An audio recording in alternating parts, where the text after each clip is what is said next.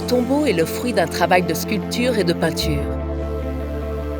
La sculpture est représentée à l'effigie du défunt gisant, autour de plusieurs figures qui dépeignent l'absolution du cadavre, ainsi que Marie et l'archange Gabriel dans l'Annonciation et la Vierge avec l'enfant.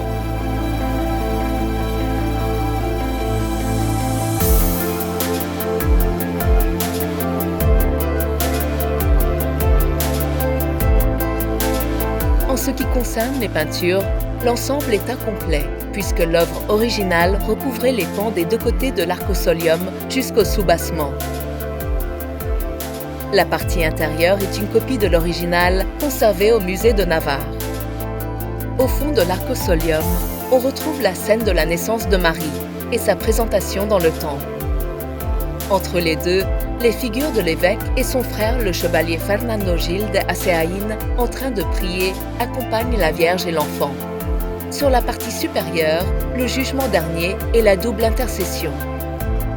Marie intervient auprès du Christ et lui montre la poitrine qu'il a allaitée, et ce dernier se présente devant Dieu en lui montrant les plaies de la Passion. Il s'agit d'un des exemples les plus anciens de cette iconographie en Europe, et le seul de l'époque médiévale conservé en Espagne.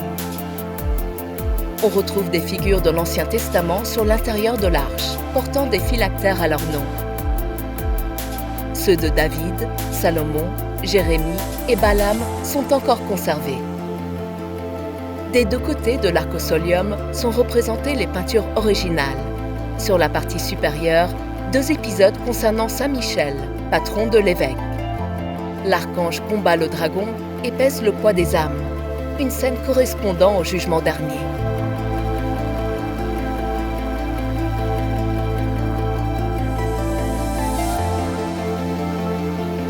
Quant à la stylistique, l'œuvre s'inscrit dans la période gothique italienne. Elle a probablement été réalisée en 1370, sur commande du chanoine Fernando Gil de Aseaín.